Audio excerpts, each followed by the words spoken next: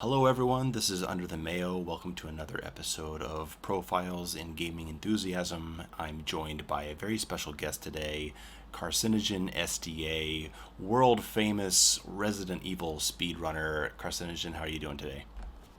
Hey, not too bad, Mayo. How about yourself? Thanks for having me. I'm doing good. Do I call you Carcy? Everyone calls you Carcy, right? Yeah, Carsey's fine. Oh, great. My first exposure to you was in that famous Resident Evil 7 uh, GDQ speedrun you did, where you had that freak scare in the boat section. I'm sure you'll remember it for the rest of your life. But that was just such a big moment. It was in news, like in my Google feed. I wasn't even watching GDQ or speedruns or paying attention to Resident Evil or anything, and that showed up as a news story. And I ended up watching that speedrun, and I've been following you ever since. So it's been really cool to get in touch with you, and we've been talking a lot lately. And you've gotten into Doom and all kinds of stuff. So it's really nice to have you here. Yo, likewise. It's an honor. uh, Equally here. So I want to start with how you got into Resident Evil. I've heard you say several times that Resident Evil, the GameCube remake, is your favorite game of all time. Is that still true? And what was your first Resident Evil experience? Yeah, nothing's changed. Resident Evil HD Remaster is still my favorite Resident Evil game.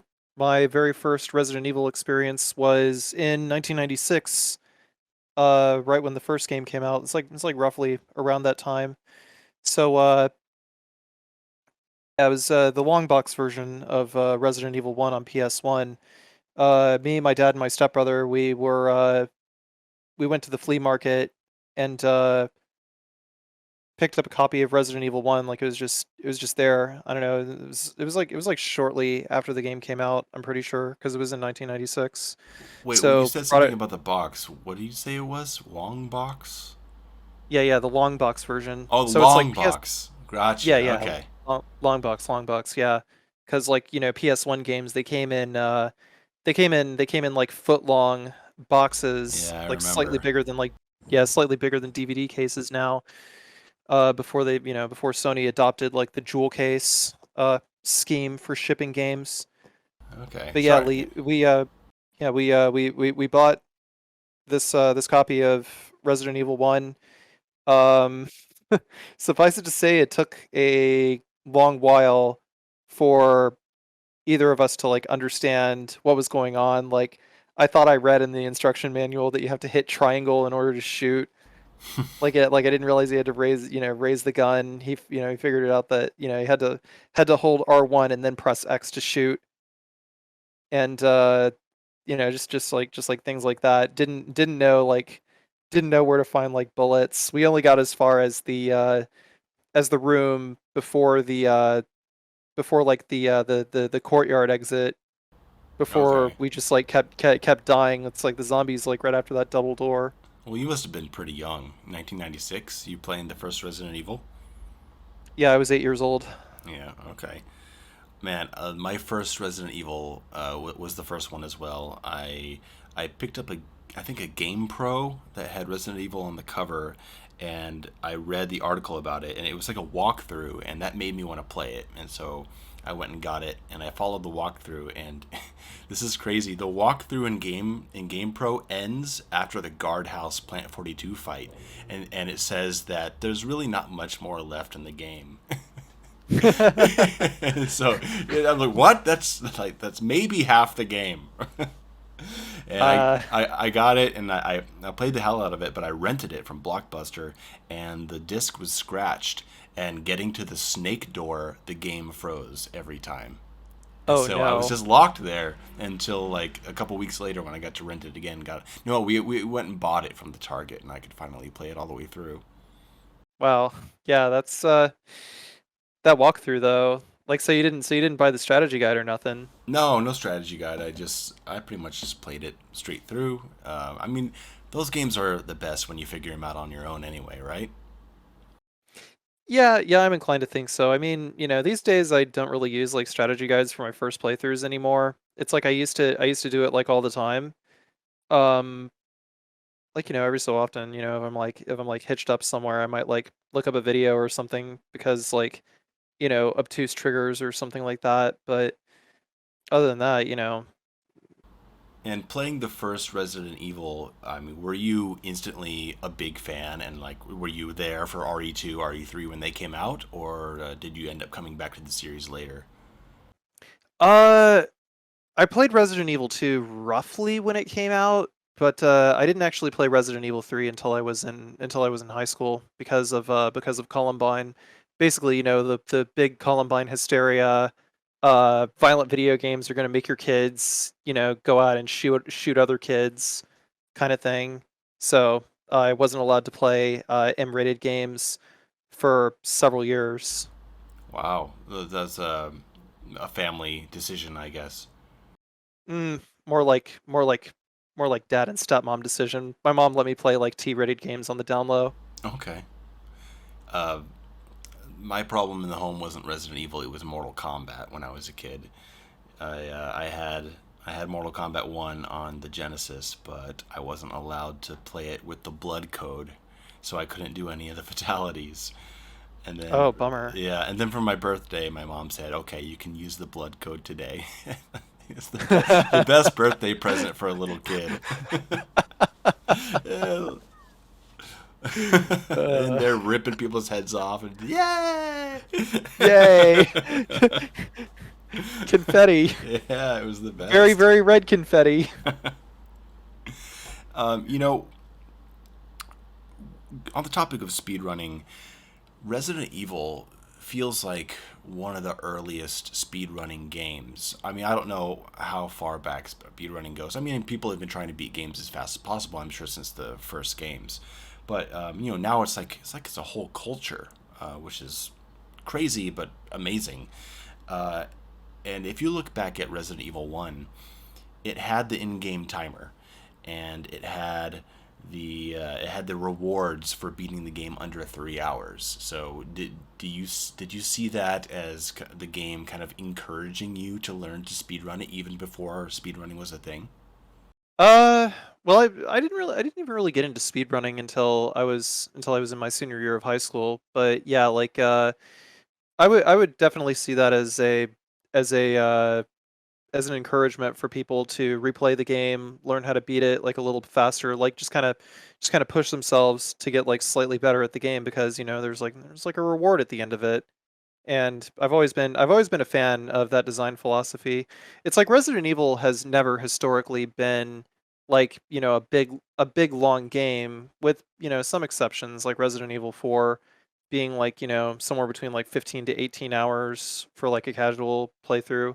Just like kind of an average. I mean, personally I've always thought it kind of dumb to like compare people's like play times on like their first playthrough like it's some kind of competition. It's like just enjoy the game, man. Yeah, Um but like as far as like the classics go, yeah, like they were basically all built around like playing and replaying the game because like the games themselves like they had like content, but the actual like content of the game, like either there were multiple scenarios or in order to encourage replaying the game, or there were like unlockables. But I feel like replayability has always been like a major part of like the Resident Evil formula since the very first game.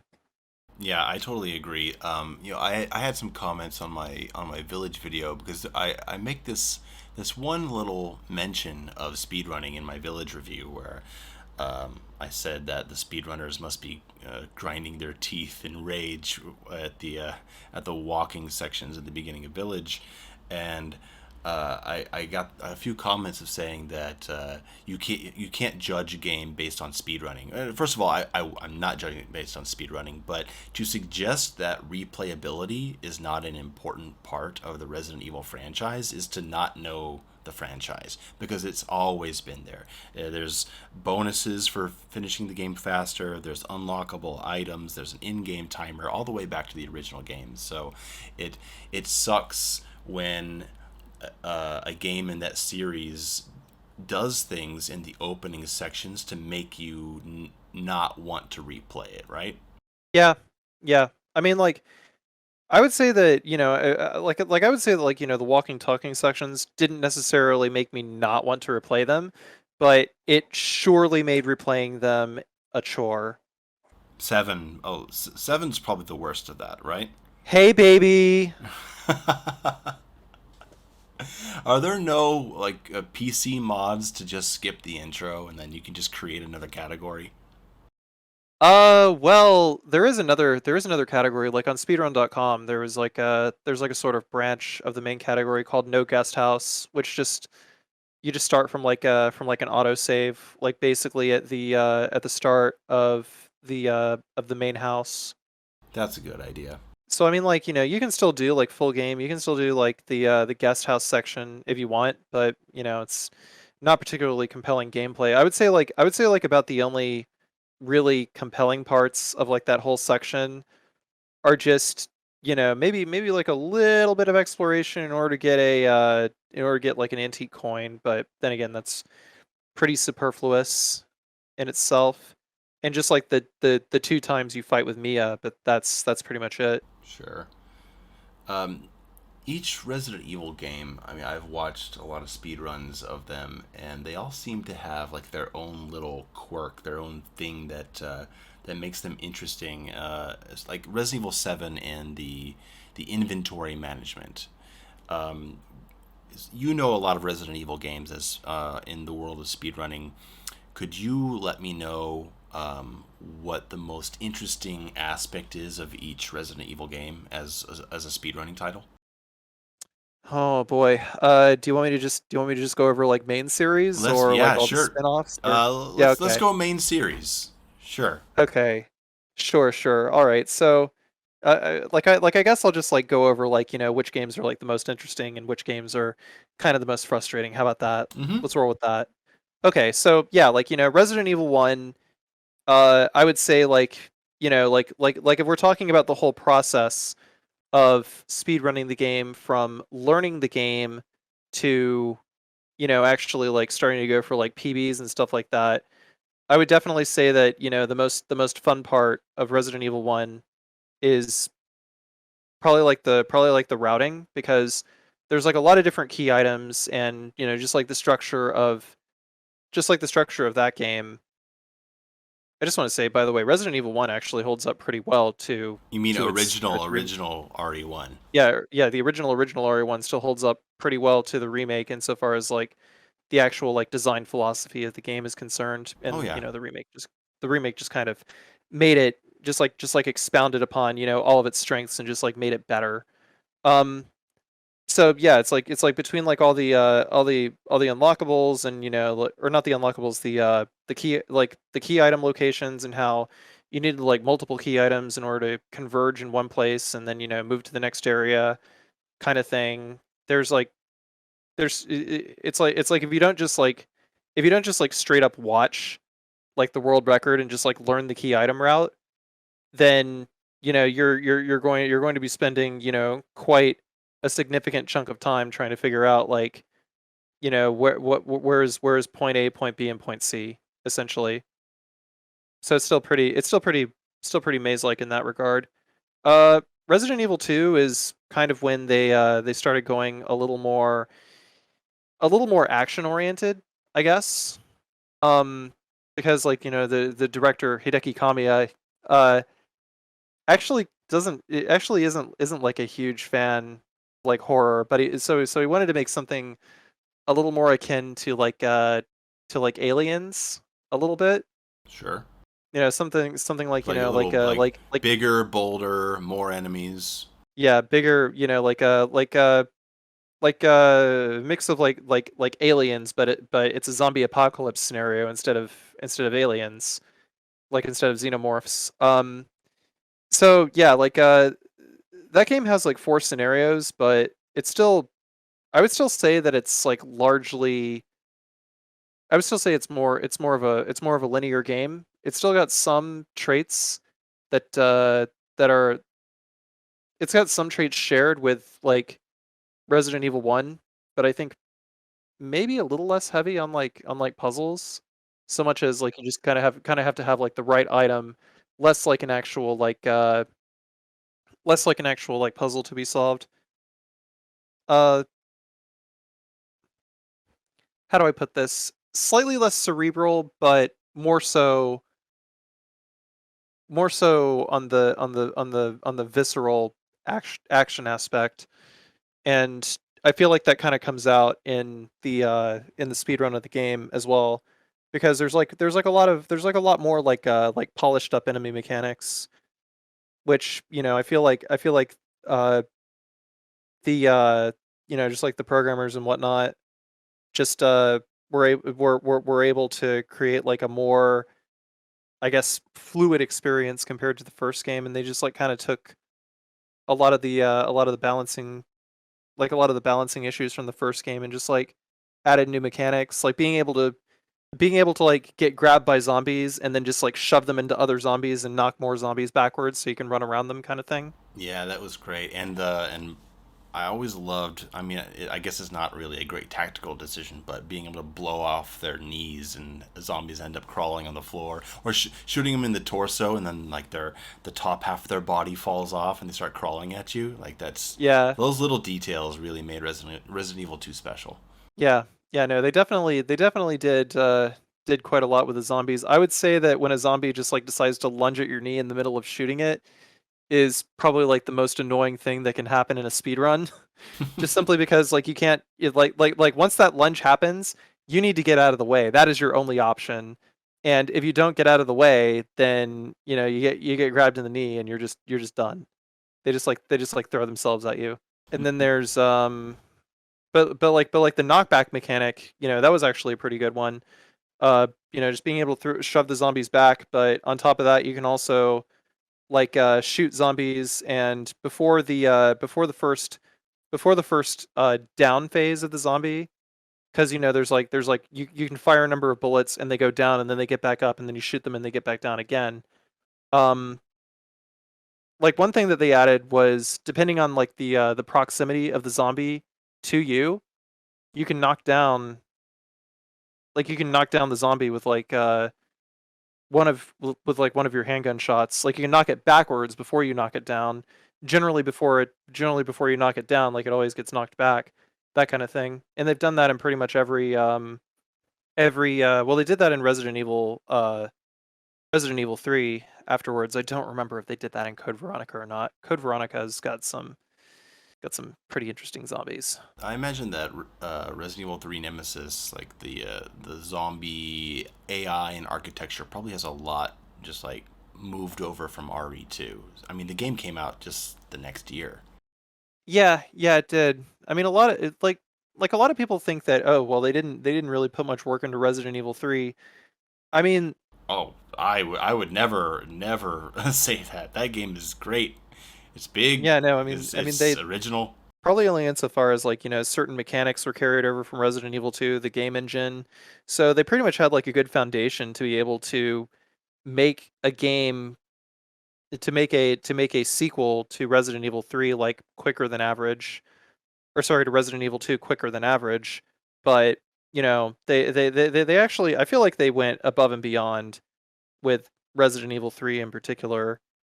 And that also comes out like in the speedrunning, because uh in speedrunning Resident Evil 3, like you do have to deal with quite a bit of RNG, random number generator, for those who aren't familiar with it.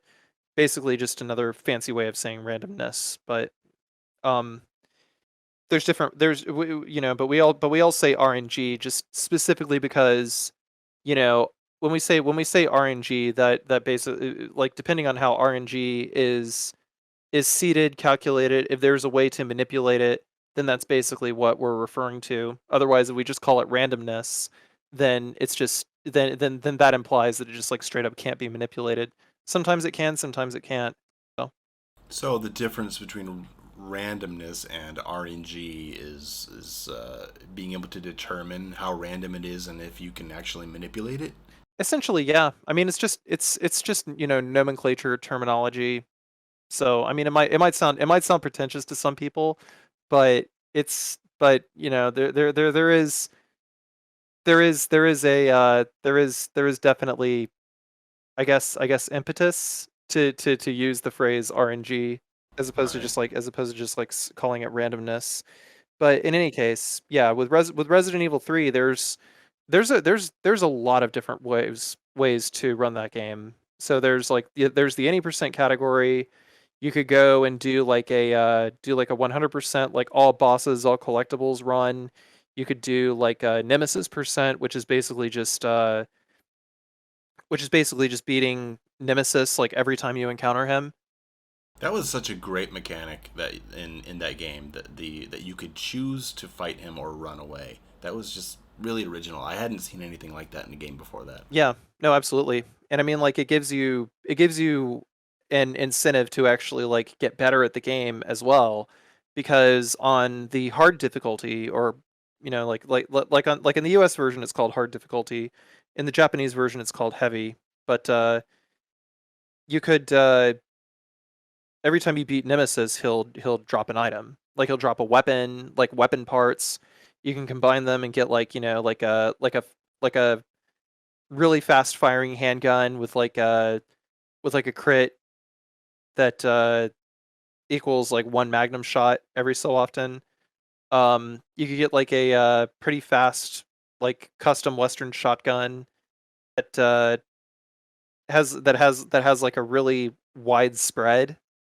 So that was pretty fun too. There was that one that where you could hold like three health sprays or something, right?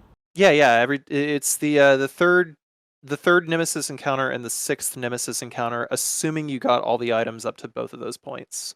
He would drop a first aid box that has like three first aid sprays inside, and every time you pick up a first aid spray, it would just like repopulate in the box.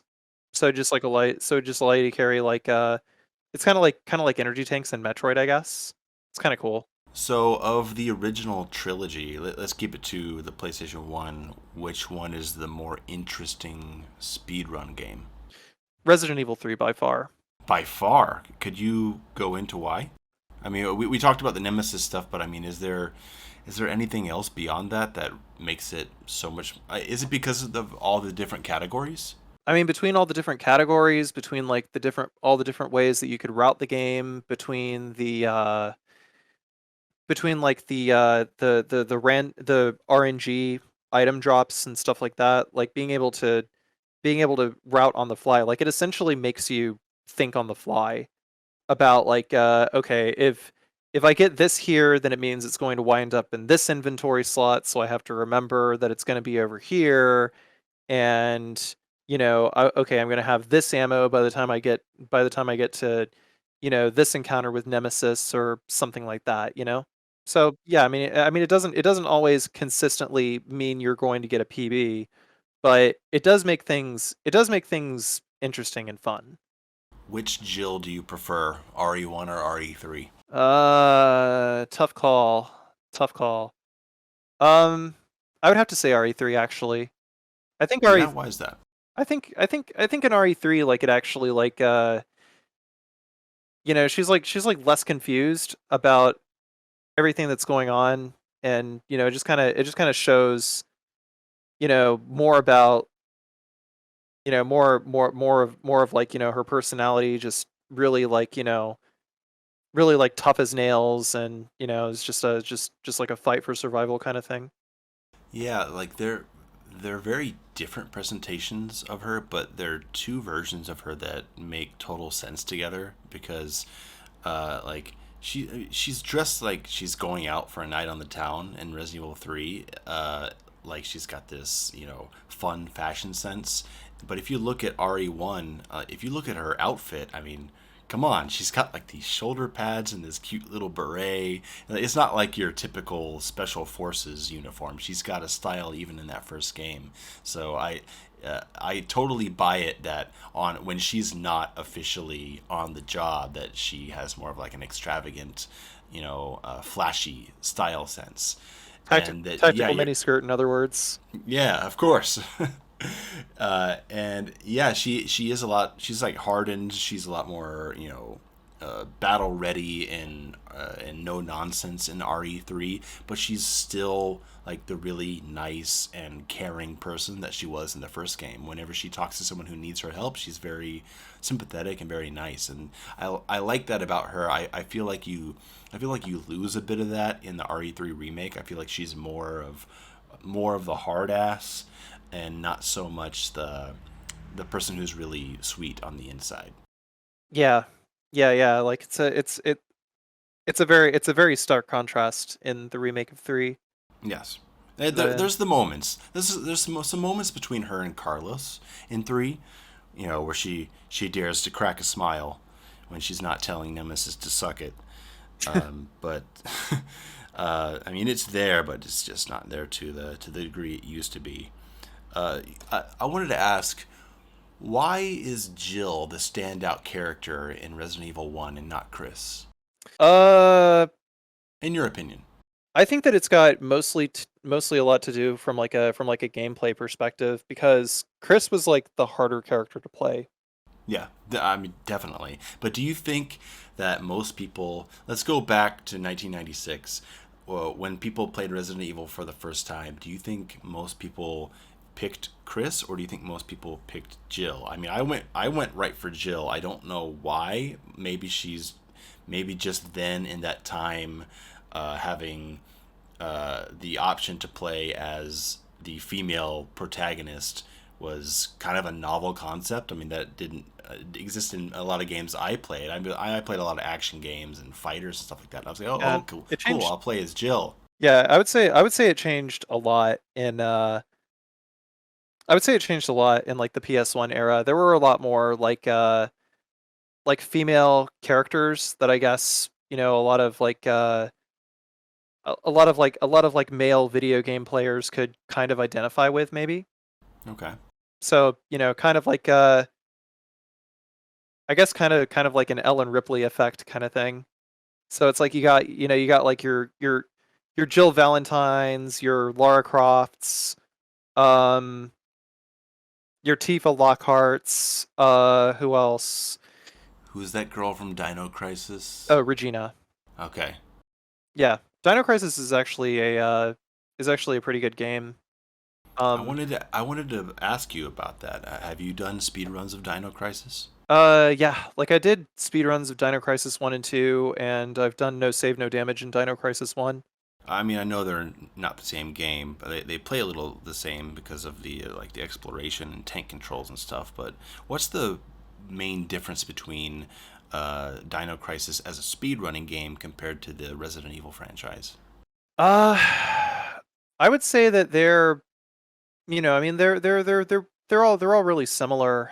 You know, you just gotta like kind of navigate around like the routing, and there's like less actual like shooting in Dino Crisis 1. Dino Crisis 2 is a lot more arcadey, action oriented. Um I think one of the main draws of like Dino Crisis might have been just like graphically, maybe. It was the first full 3D survival horror game that Capcom released. I did not know that. See, I didn't play the Dino Crisis series. I don't know why. I just ended up skipping out on it. You should give it a try. Like just just Dino Crisis 1 and 2 actually. Like there's like I feel like there's something to enjoy in both of the games. Like Dino Crisis 1 is a little more cinematic, but there's also like a lot of different events akin to RE1, different ways to tackle objectives and whatnot.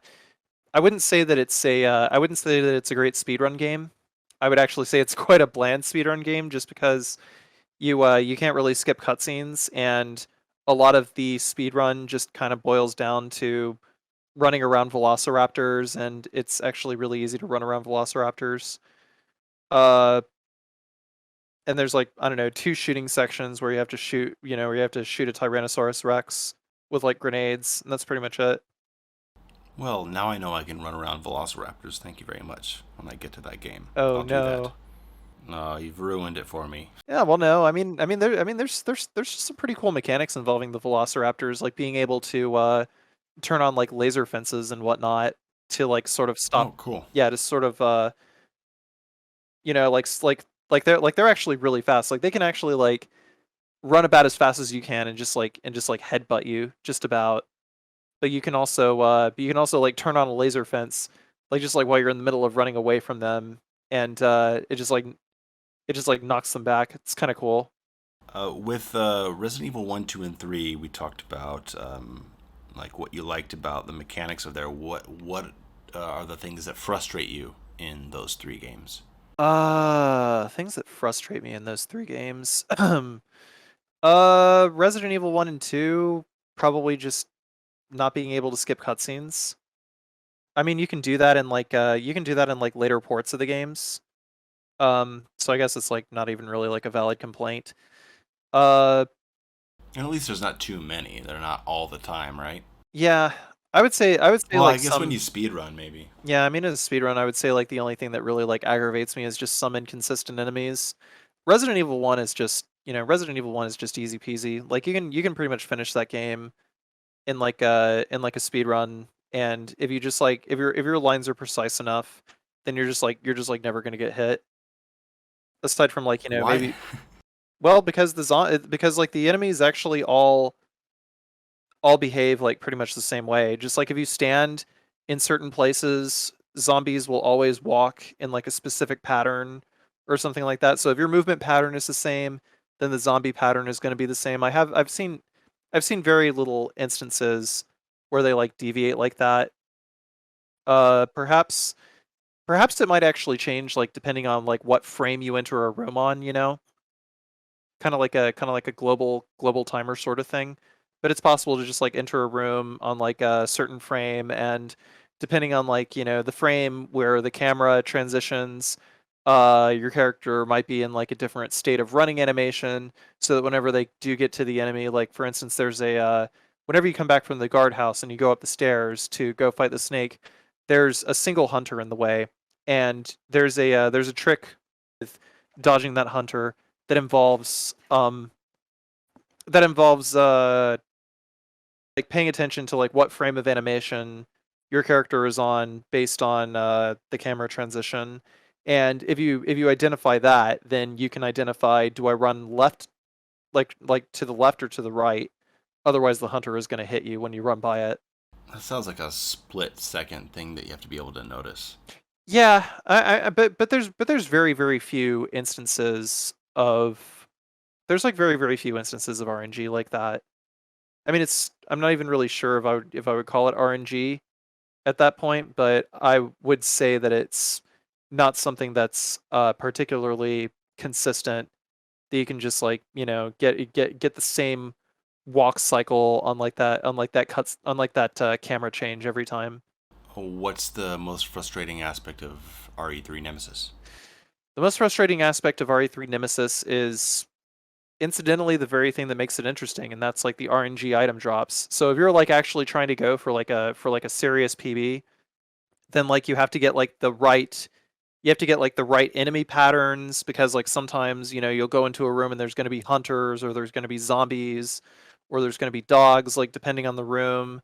Um sometimes you might get gunpowder in one room, or you might get gunpowder in another room where it's like an unfavorable uh inventory layout. Does that make it hard to plan your exact route, like where you're going to go to pick up things, since things are always changing? Um, yeah, well, I mean, like you follow the same general route, but you're going to pick up like gunpowder and key items like it just generally very different times, and it'll mess up like your menuing and stuff like that. The stuff that you actually need to do in order to be able to save like split seconds. You know what I mean? Yeah. Because it just like puts your items in like different slots and whatnot. And then on top of that, you might have like weird zombie patterns, or zombies that just straight up don't want to cooperate, because the zombies themselves, like being that they're Resident Evil 2 zombies, and some of them actually have like turbo speed, like they actually go like turbo speed sometimes, just completely randomly, and just like completely I mess. love that. Yeah, no, they go turbo speed. You can't really do much anything about it, and they just like completely cut you off of your dodge route.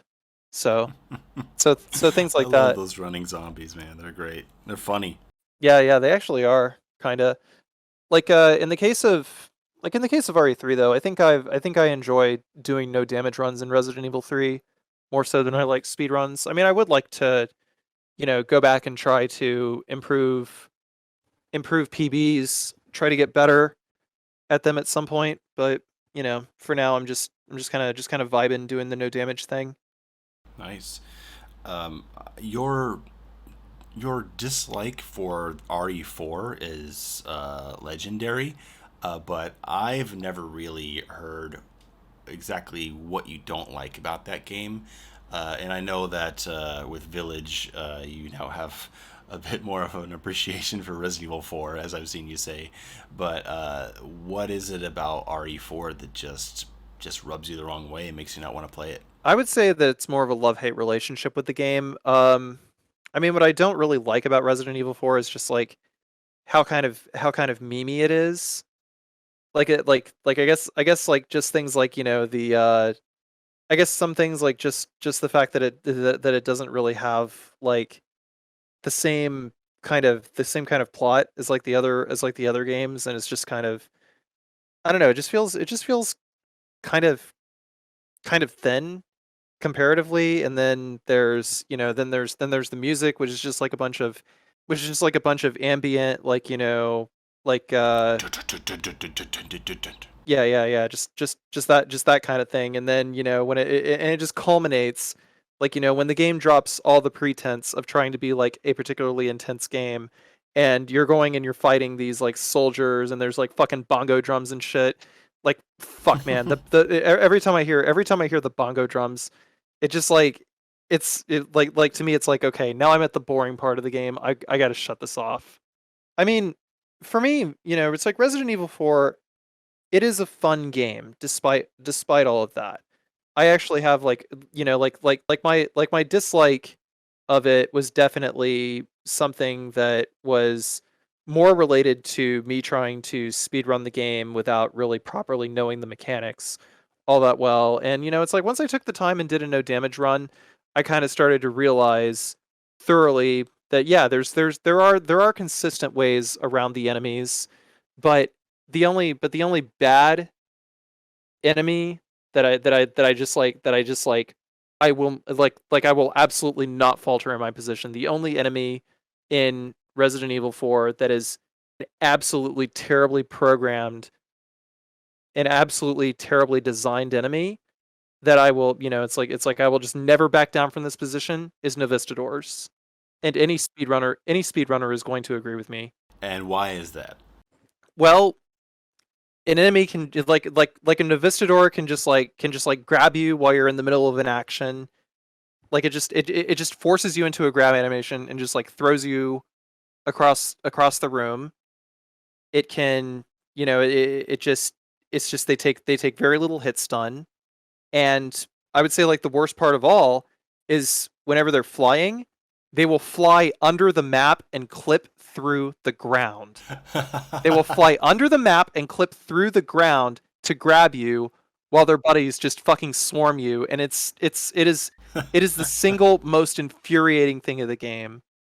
So about the only way to deal with Novistadors, especially in like the end of the castle section, like the very last time you encounter them, is have to like really take your time. And like, I mean, fortunately the only good part about dealing with Novistadors is they die in one shot while they're flying.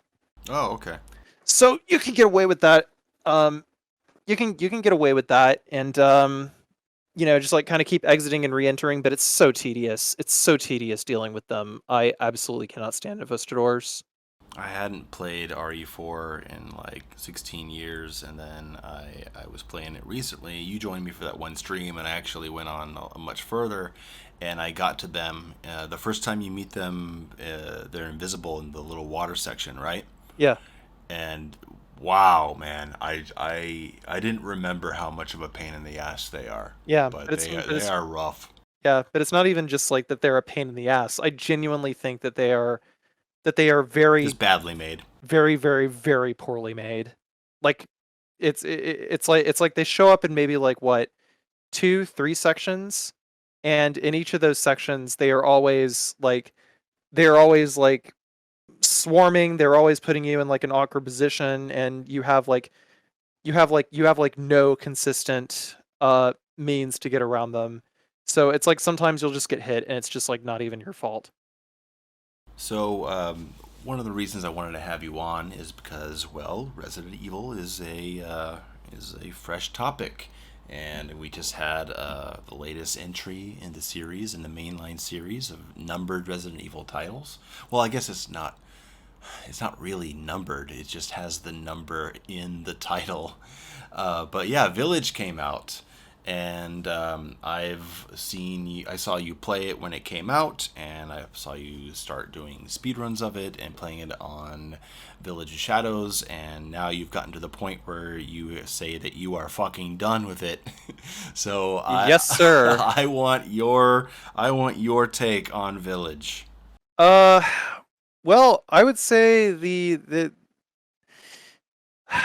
man, this is it's really tough for me to say. Like sometimes Village has its moments. It can be fun sometimes, but as far as like the actual like mechanics and whatnot, I think like when you made your video talking about like all the things that you found wrong with Village, you kind of hit the nail on the head in that it only tries to replicate Resident Evil 4 in only the most superficial ways, just like inventory and like just upgrade mechanics. And there's a merchant, but it doesn't do anything with the enemy mechanics. Like the enemy mechanics are not deep. The enemies are just very, very tanky. Yeah, yeah, and also everything's in like a big kind of open space, and it feels like you just kind of deal with everyone in the same way. I actually don't even think that the maps are very conducive to the type of enemies Oh, they're that not. they No, there's no that they that thought. they that they created. No, the map design is designed to make it look and feel like a real place, but reality doesn't always suit combat mechanics. It just doesn't, or AI. Yeah. Like in particular, I just wasn't even thinking of like I wasn't even thinking of like realism nearly as much as in the case of like the first Lycan fight, like at the start of the game, the the actual like design of that whole map and the way the Lycans behave in relation to said map, they're just they there's just too many places for them to just randomly get in front of you. They just like sort of hit you from like 10 feet away whenever you're like trying to run by, whenever you're trying to work on your zoning. There's just no zoning options just because of the way the enemies are designed relate in relation to the way the map is designed. It's a very difficult thing to describe, but but it's like if you can't stun the enemy to run by it, and the enemy just kind of hits you whenever it feels like it, then it means that your only option to actually be able to avoid that damage is to try and kill it. But in a difficulty like Village of Shadows, there's like the enemies have way too much HP and no hit stun. So your only option in a lot of places is to bait out like a really janky attack and just like try to get around it, I guess. And good luck doing that with all the other enemies in that whole area. So about the only way to reliably deal with that section is to cheese it, is to either sit behind like a door and just like keep pushing on the door while the enemies push against it, and then you just kind of wait until the timer is out, like it's a 4 minute fight timer, or you just sit behind a barricade and just keep shooting one enemy over and over and over again until the whole thing is done. Yeah, I tried, man. I tried playing it on VOS for a while. I played it for a few hours, and I just thought this just isn't very fun. And I think that VOS is actually more so balanced for New Game Plus than it's oh, balanced for New Game. definitely, it's a new game plus difficulty for sure. And but like the fact that it's playable not as new game plus, and that you can get it immediately as an unlockable difficulty for like the deluxe edition of the game, like that's just crazy to me. Yeah, no, it's kind of insult to injury in a way because it would imply that, you know, if you have it available via like DLC or something like that, that you should just be able to beat it. And I mean, I guess they kind of did make it so that you're able to finish the game on like new game VOS, but you know, it's like only the bare minimum. Yeah, and it doesn't really resolve the issues of the game. That's the thing. Like, it I've heard the argument that, you know, if you have issues with Village, then you should play it on Village of Shadows difficulty level, because that's the really because it's really hard. And I was like, it being difficult isn't the Who said problem. Oh, yeah, no, come on. who said that? What? So I just go through the comment sections. Okay, yeah, All the people, yeah, all the people saying like, "Oh, the stuff you're complaining about is solved by playing on a Village of Shadows." It's like, no, no, no, playing on Village. Yeah, but I mean, okay, look, you can't make that same analogy for Village of Shadows that you could make with like Madhouse difficulty in RE7. yeah, definitely Really, not. all Village of Shadows difficulty does is just make things more tedious and make things take forever to kill in a game that already has glaring issues with its mechanics. It just, you know, like you're just pumping like, you know, a sea of bullets into bosses in order to be able to kill them. Yeah, I mean And it just that just sounds worse to me. It sounds worse, and you know, harder enemies does not fix the issues of no inventory management, and you know, the linear castle design, and all the other problems the game has.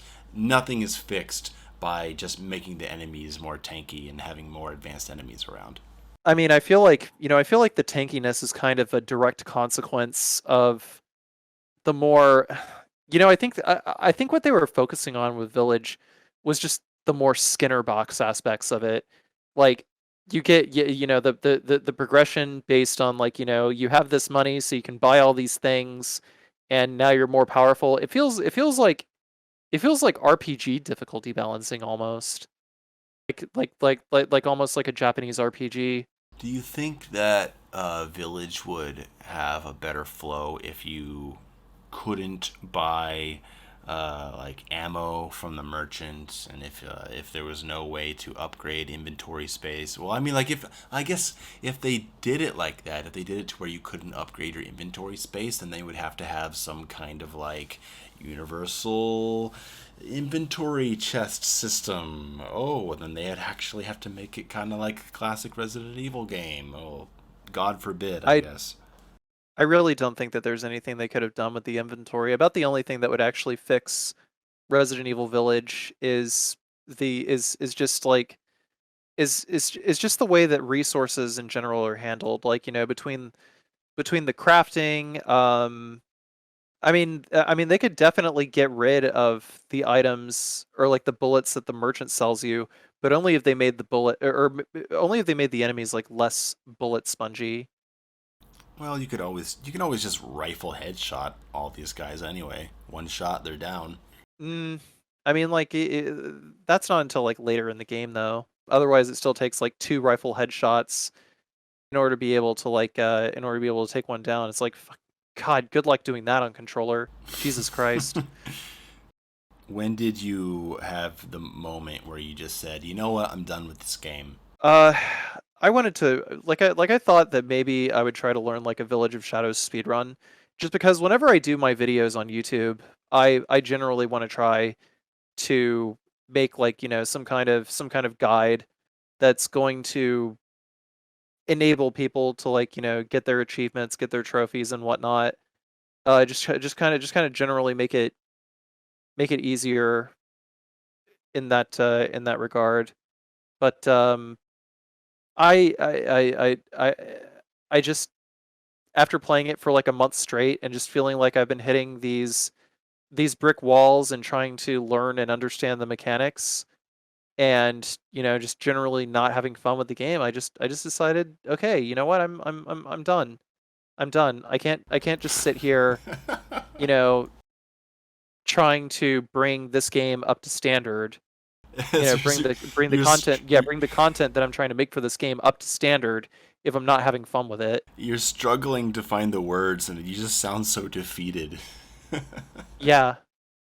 No, I kind of am. But that's totally true. Like, you can't do it if you're not enjoying it, or else it's just going to be like phoned in. It's going to be phony, and that plays into also like the whole like extreme difficulty thing. Like, I've been told that I'll like the game a lot more if I just learn to run it on Village of Shadows, and I was like, look, I'm No, not gonna that maybe okay.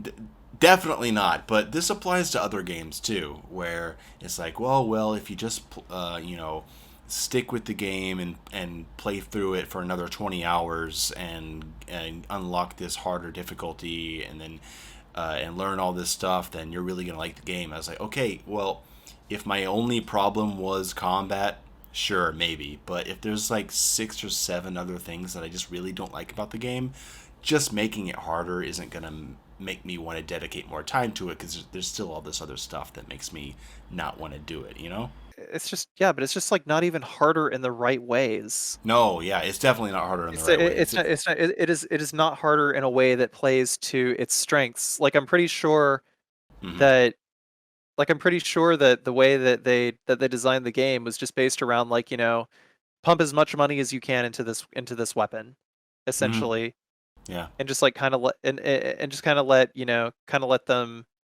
kind of carry throughout like a lot of the enemy encounters. I mean, it's like in Village of Shadows about the biggest change that there was from hardcore is that you maybe shoot like fewer enemies. I mean, I still like in my case, I played Village of Shadows basically like almost the exact same way that I played hardcore, and it came out to like around the same time because yeah, I did get more efficient at the game, but the problem was the enemies were just bullet spongier, and it just felt like I was doing the same thing over and over again. Oh god, man, it's God of War all over again. I'm gonna be doing a video about this, but I mean, I don't know how much you know about the God of War series. Do you know much? Uh, I know nothing about God of War. Well, the last God of War game, the reboot, there's an extreme difficulty. They have their own Village of Shadows difficulty. That's I'll be called honest, it looked like the new God of War game actually did suffer um like the same treatment that Village of Shadows did. very similar. Yeah, like I was looking, it's like I was looking at God of War because I always look at new games just to see if there's something interesting, something that I can do like, a challenge run of. And in the case of God of War, I'm a level with you. It just looked really boring, not for nothing. Like yeah, I'm pretty sure that I just don't want to play Resident Evil Village on in any way other than New Game Plus from now on. It's like I've already done hardcore. I've already done New Game Hardcore no damage. I've already done New Game Village of Shadows no damage. And New Game Village of Shadows no damage was incredibly tedious. And I just like, it's like I just like don't want to do it like without saving like I did with like, several other. It's like comparatively, Resident Evil 7 was actually a superbly balanced game. Yeah, it like still a little rough around the edges, but if I'm able to do it no save no damage and say that everything like say that all the mechanics of the game just like kind of played up to their greatest strengths in that regard, then I can actually say that it was a good game. But I just can't say that about Village.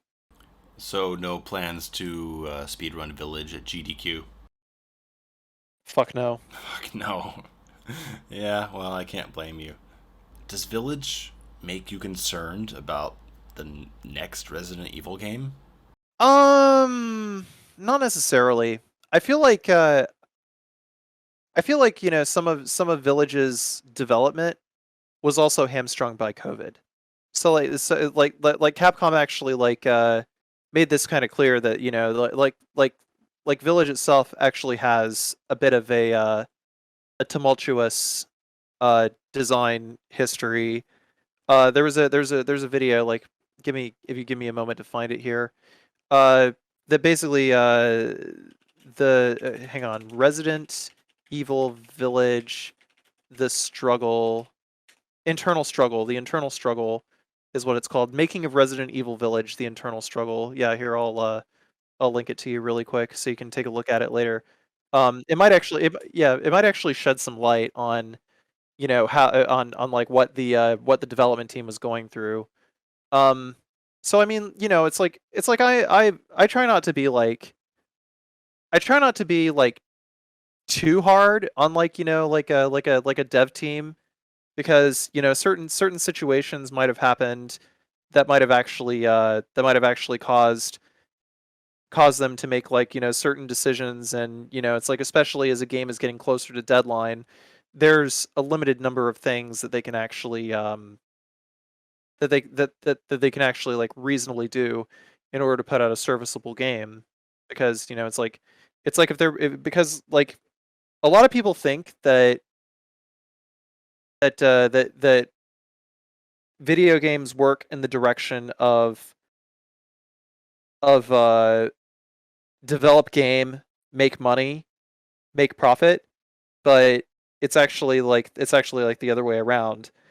Like, Capcom puts, like, millions of dollars into, like, developing the game, and if the game does well, then they recoup their costs. But, like, consequently, if but like, consequently, if, like, if there's like difficulty with developing a game, especially, like, given that they actually had, like, focus groups, got player feedback, and they just, like, got further hamstrung by a global pandemic, then I don't then it's like, I don't really think that they could have actually, like, necessarily made the game that they wanted to make, at least, like, insofar as, like, mechanics are concerned. I can't really speak for things like the the level design philosophy and like the scenario design. I can't really speak for that, because that would have been like a lot earlier in the development cycle, I think. Yeah, like I could see the pandemic affecting things like, AI and the boss fights, like that kind of stuff that you got to work on and work on and work on. What worries me going into the future is the design decisions that just feel very deliberate, like the the the lack of any kind of inventory management decisions at all, or the complete linearity of the maps and the puzzles, like that, and regenerating health and all this stuff feels very, like, consciously created. Like, they want, like, that was the vision, and I'm sure there are things that suffered because of COVID, but the directions, the creative directions they chose to go on, like, those are the foundations of how they built the game. And that worries me going forward, because the game has been pretty well received, and you just don't, when you look at major critics talking about it, they it's like they don't even mention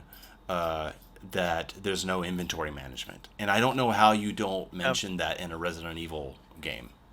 No, a lot of, I mean, that's very true. A lot of game critics did give the game a standing ovation, Yeah, and it's like, I mean, that's their opinion.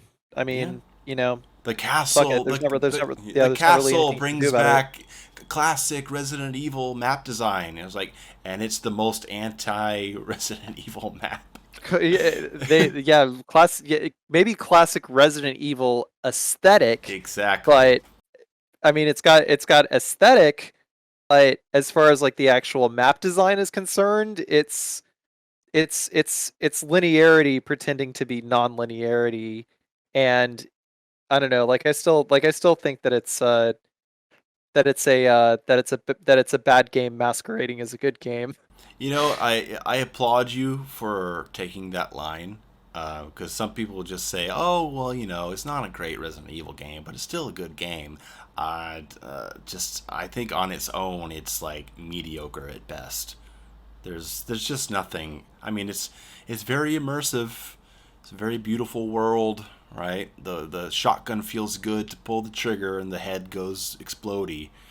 But On the lower difficulties, maybe, but on the higher difficulties, yo, that shotgun, it takes forever for you to like click the button and the shot to actually come out of the shotgun. I think that gun has terrible feedback. it's such a speedrunner criticism. I love it. I absolutely love it.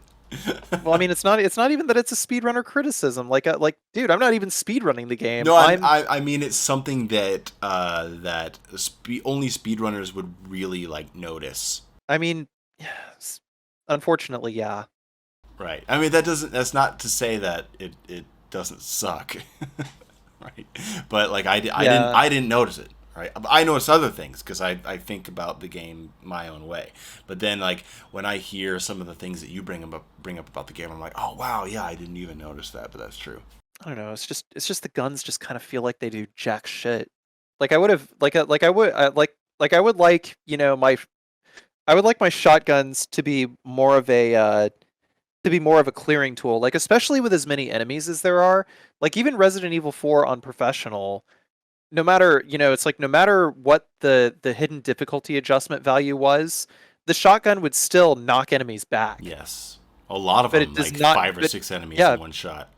right, and it does not do that with the Lycans. And no, instead the Lycans are just able to just like bully their way through a shotgun shell and just like go in and then catch you in like a 10-second grab and bite animation. And it's like after a while I just want to pull my hair out, you know? It's just tedious. I mean, yeah, sure, if you're just like if you're just experiencing the game and you're looking at it from, just like the more visceral perspective, and I guess that's what Capcom was targeting, was just like, the visceral aspect of the game, then yeah, like getting grabbed by a lichen and getting thrown to the ground and then getting bit in the neck and not being able to resume control for 10 seconds is kind of scary, but I don't know. It's immersive, Carsey. It's immersive, and that's the most important thing. Yeah. Next you're going to be telling me that Resident Evil Village is supposed to be a hard game for the sake of being a hard game. Let's not talk about Village anymore. Let's talk about Doom. You've been playing Doom. Okay, all right. Tell me about it. I'm tired of being depressed. Let's be happy now. Okay, all right. Yeah, yeah, sounds good to me. So yeah, I mean, I've been messing around with like, Doom stuff off stream. Uh like I kind of wanted to learn more classic Doom stuff, but as soon as I gave like literally the exact same stream that I gave up playing Resident Evil Village, I just like booted up Doom 3 because, it's like it was like the one Doom game that I know the least about. So I just like started it up and, I just like went all the way through it and I had a lot of fun. I could see where like, a lot more like hardcore fans of like the Doom series are not going to be feeling that one quite as much, but upon like exploring the enemy mechanics a little more and the way the weapons work and whatnot, I mean that shotgun is still terrible even in BFG edition. Um, I actually began to like sort of like do that thing that I do, or just like kind of break down in my head like hey, is this whole situation, can it be done without taking a hit, and I think that it actually has like a lot of no damage potential. So you're planning on repeating Doom 3? I definitely think so. I definitely think so. It's like the entire Doom series has actually been like on my list of games that I just like wanted to do like deep dives of, and do some kind of challenge run like in those games. Um, but it's like after playing through all of like the main campaign of Doom 3, it's like, yeah, okay, this actually this actually might be right up my alley. So I definitely think I want to at least play Doom 3 again. That's pretty Like cool. yeah, like man, I still haven't gotten around to playing Doom Eternal yet. I would love to, but just like based on like the content that I have in the works, I like I haven't actually bought the game yet. So it's like it generally makes more sense for me to hold off on buying a game until I feel good and ready to tackle it. Well, that's the right way. Regardless. That's the right way to Yeah, like go. It's going to be a yeah. big commitment when you get to it. It's a long first playthrough. Like just going in fresh, Doom Eternal. That first campaign is going to take you probably a good 15 hours. I mean, if you play it on a hard difficulty, it'll take you much longer. And then actually learning to do speed runs of it, or just getting good at the game in general, is a commitment. It really is. It's because it's not about just like, hey, uh, hey, you can use rocket splash damage to kill these guys. No, it's there's a lot more Yeah, no, going you have to on. you have to yeah, you have to learn like a lot about like the internal mechanics of like all the Yes. enemies and just like especially with each situation. Yeah, it looks like there's like a lot of pretty um unique situations like just based on the gameplay footage I've seen. There's always like there's a lot of like unique situations that are just created by like different enemy mobs and shit like that. And how are you going to handle each of these each of these encounters essentially. Yeah, it's going to be fascinating when you finally get there. I mean, I'll be there to talk to you about it when you're ready. But yeah, like for those, I've talked to you about this before when you came on my stream, but I'll repeat it here. That you and I hadn't talked before, but I saw you streaming on Twitch. I saw that you were streaming Doom 2016, and so I watched you there and I reached out to you, and so we started talking there. And so it's been really cool to get to know you as like the Resident Evil speedrunner that I was following, and I would watch your stuff so that I could learn to speedrun, and then now you're talking to me to figure out Doom, and it's been a pretty cool like meeting there and kind of like sharing knowledge back and forth on the games. It's been really rewarding. Yeah. No, no, no. Likewise, likewise. I mean, it's I've been having a lot of fun with our talks, just like insofar as like just like game design philosophy and just like talking about like different subtle little things about video games. It's refreshing. I don't really get to do that too often. Hell yeah, man, it's great. That's why I wanted to bring you on here just to kind of talk about this stuff. I wanted to ask, have you ever played Cry of Fear? I have not. I've had some people in my chat tell me to take a look at it.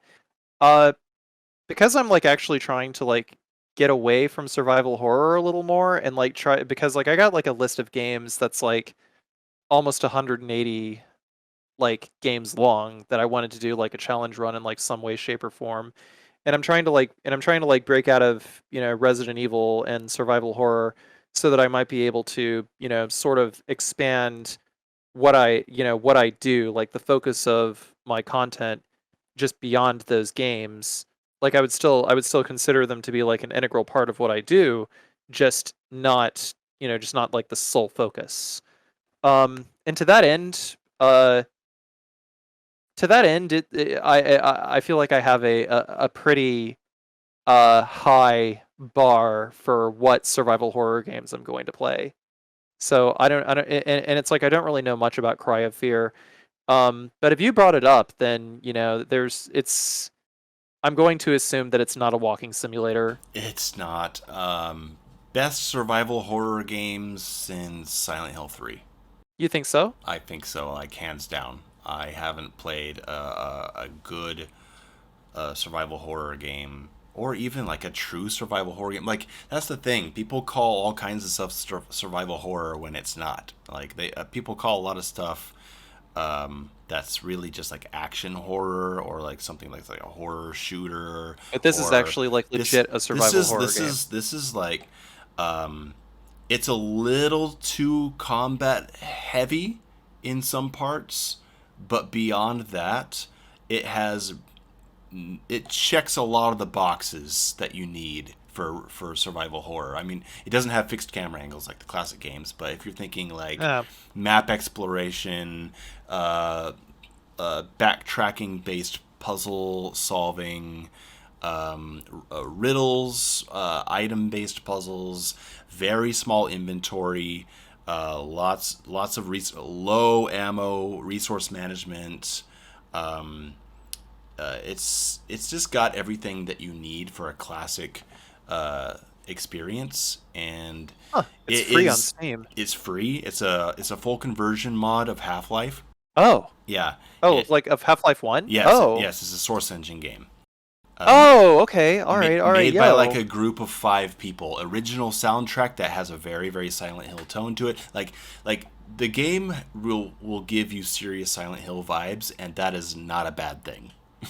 It really works, Yeah. No, and it's I'm okay with it. terrifying at times. Like there are moments in that game, like it does that kind of fear that the classic Silent Hill games did, where like Resident Evil is scary in like a boo way, right? Like dog jumps through the window. Oh, scary.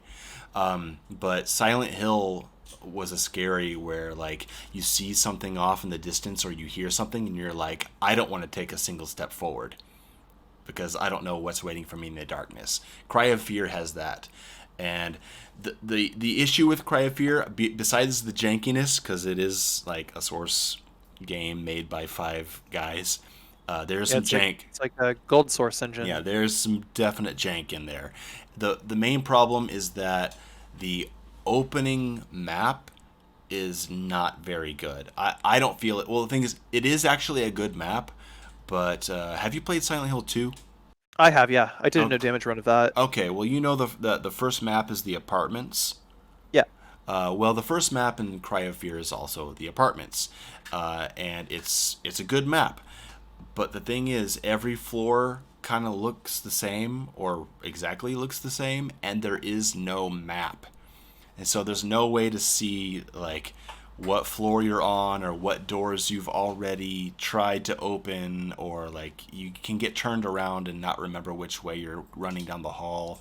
It it it's a frustrating experience getting through that first map. But once you get through it, the game just explodes in quality. And I think it's because when you're a small dev team making an indie title like this, you build the game level by level, like in sequential order.